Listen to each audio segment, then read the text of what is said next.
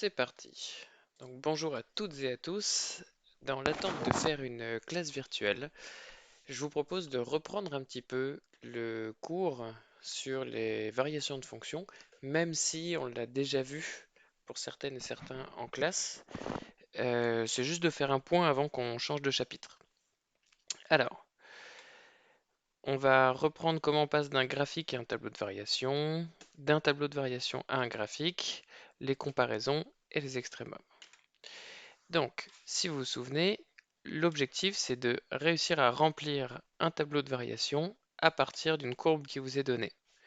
Donc, les premières informations, si on vous dit qu'on commence par moins 1,5, c'est-à-dire que c'est pour x égale moins 1,5 qu'on va venir placer ici.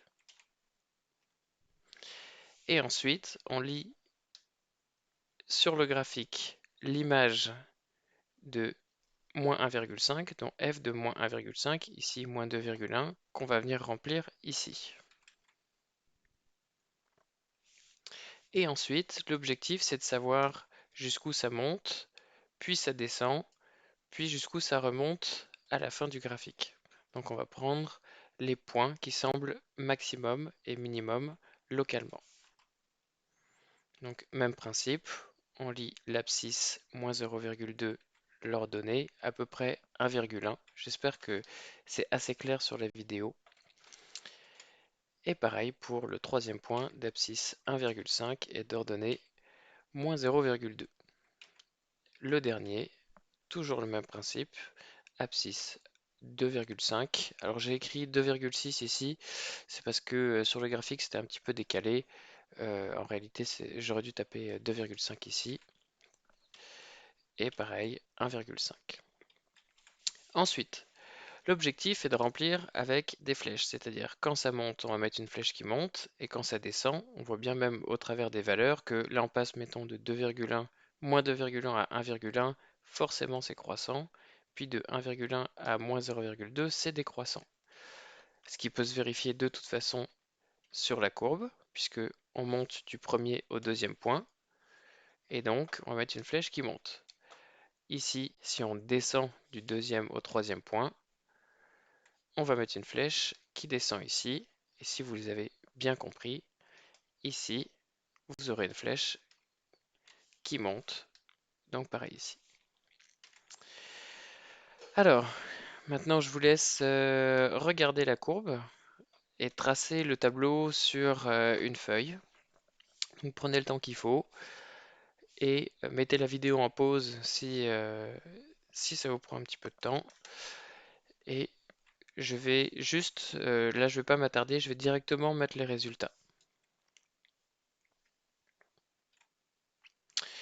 Donc voilà les résultats que vous devriez obtenir si vous avez 11 bonnes réponses sur 11.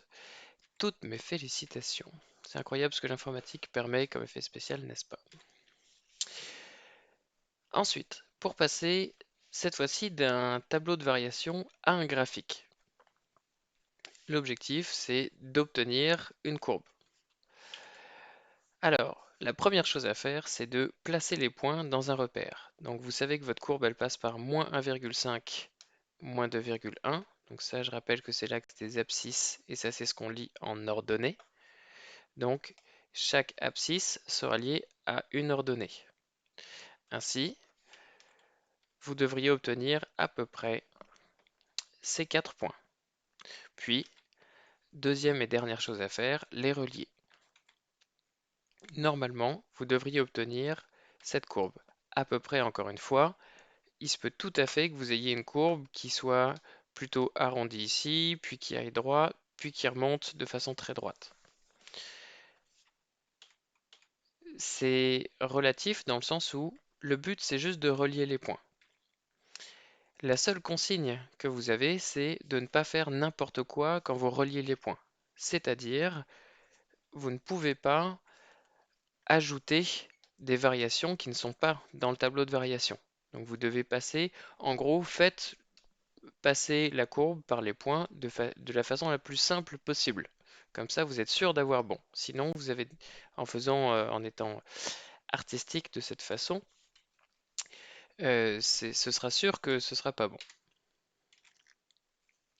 Ensuite, au niveau des comparaisons, je reprends juste la propriété qui disait que si une fonction elle est croissante sur un intervalle, alors si on prend deux nombres dans cet intervalle, tel que a soit plus petit que b par exemple, alors l'image de a sera plus petite que l'image de b. On va prendre l'exemple avec une fonction croissante. Donc je vous rappelle, ça c'est type ax plus b, enfin ou mx plus p si vous préférez pour pas mélanger les lettres. Avec m le coefficient directeur qui sera positif, donc forcément ça c'est une fonction croissante. Je l'ai tracé et j'ai pris deux nombres, a et b. Donc vous pouvez considérer a qui vaut 1, b qui vaut 3, et on va comparer leurs images. Vous voyez que vous avez f de a ici et f de b ici. Donc vous pouvez remarquer que f de b est au-dessus de f de a. F de a ce serait 1,5 et f de b ce serait à peu près 2,5. Si vous voulez vérifier avec le calcul, calculez l'image de a qui vaut, si a vaut 1, l'image de a vaut 1,5 et si b vaut 3, vous verrez que l'image de b vaut 2,5. Si je ne me suis pas trompé dans mes calculs. Et ainsi on retrouve le fait que f de a est plus petit que f de b. De la même façon, si une fonction elle est décroissante, alors sur un intervalle i, alors pour a et b de cet intervalle, si on a a plus petit que b, cette fois-ci ça change le sens. Pourquoi? Eh bien, même principe, j'ai pris une fonction décroissante et j'ai pris a et b. Là, vous voyez bien que a, il est plus petit que b. Encore une fois, j'ai pris a égale 1 et b égale 3. Si on regarde l'image de a, cette fois-ci, elle sera au-dessus de l'image de b. L'image de a, si on le calcule, on trouverait 2,5 et l'image de b, on trouverait 1,5. Donc cette fois-ci, ça inverse. Donc quand c'est décroissant, on inverse le sens. À quoi ça sert? Eh bien, on va le voir tout de suite. Essayez. Donc là, ce sont deux exercices différents. Le premier, on va le faire ensemble. Le deuxième, je vais vous demander de le faire tout seul. Donc de mettre pause sur la vidéo et de le faire tout seul.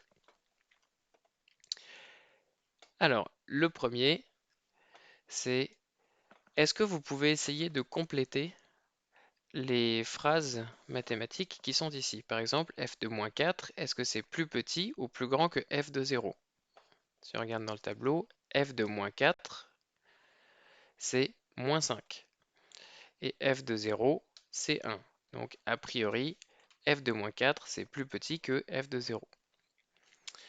Si maintenant on veut connaître, par exemple, on prend un chiffre moins 3 qui est compris entre moins 4 et 0, eh bien, est-ce que ce sera plus petit ou plus grand que f de 0? A priori, vu que c'est croissant, on est d'accord que l'image de moins 3, elle est comprise entre moins 5 et 1, donc forcément, elle est plus petite que f de 0 qui vaut 1. Si maintenant on vous demande pour deux nombres qui font partie de cet intervalle, on va utiliser la propriété précédente qui dit que si c'est croissant, on conserve l'ordre. C'est-à-dire que f de moins 2, ce sera plus petit que f de moins 1.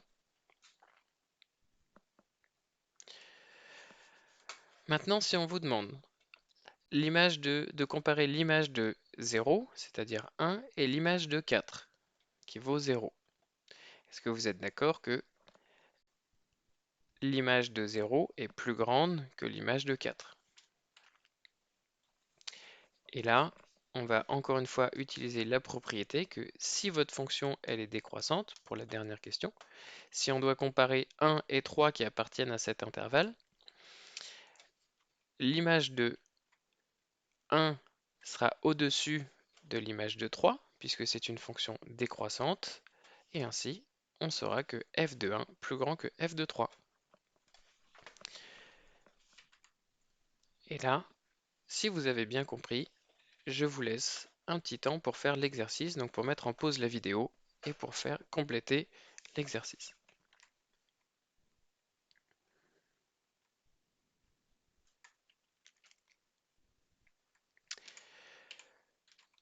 Si vous avez 4 bonnes réponses, toutes mes félicitations. Alors, Ensuite, il y a une petite information que je dois vous donner tout de même, c'est qu'on ne peut pas toujours répondre à la question. C'est-à-dire, par exemple, si on vous donne ce tableau de variation et qu'on vous dit comparer l'image de 5 et l'image de 6. Là, vous avez des valeurs, donc vous pouvez répondre. Si par contre, on vous demandait de comparer l'image de -4 et l'image de 3, c'est-à-dire que l'image de -4, elle serait comprise entre 0 et 7, et l'image de 3, elle serait comprise entre 7 et -4. Et bien en réalité, on ne pourrait pas répondre, parce que sans courbe, on ne sait pas où se situent exactement les images de votre fonction. D'ailleurs, je me suis trompé ici, c'est un f et non pas un h.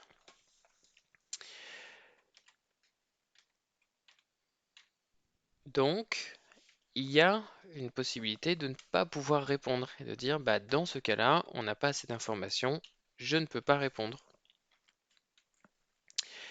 La seule façon de pouvoir répondre, ce serait soit d'avoir la courbe, soit d'avoir des valeurs. Et si vous avez des valeurs, alors vous pouvez comparer. Typiquement, si on vous demande pour cet exercice-là, par exemple, alors je me suis encore trompé, c'est censé être f ici et non pas h, et qu'on vous donne ces différentes variations de la fonction qu'on va appeler f, et qu'on vous demande de comparer l'image de -4 et l'image de 7 par f. Est-ce que vous êtes d'accord que -4, il est compris entre 0 et 3, enfin, l'image, pardon, de -4 est comprise entre 0 et 3, et l'image de 7 est comprise entre 4 et 9. Donc vous savez que forcément, vous êtes plus petit que 4, donc l'image de -4 est plus petite que l'image de 7.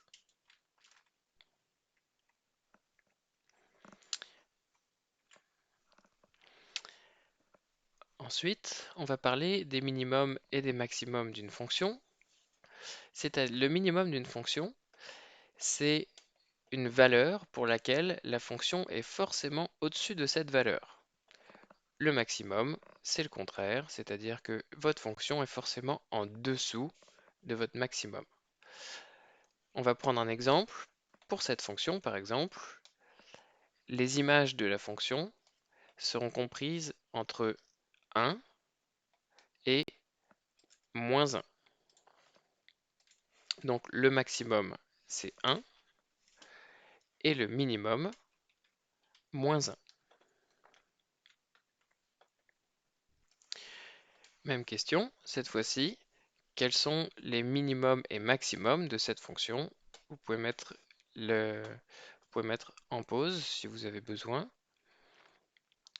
On voit bien que le maximum de la fonction qu'on lit une fois ici, c'est 4,1.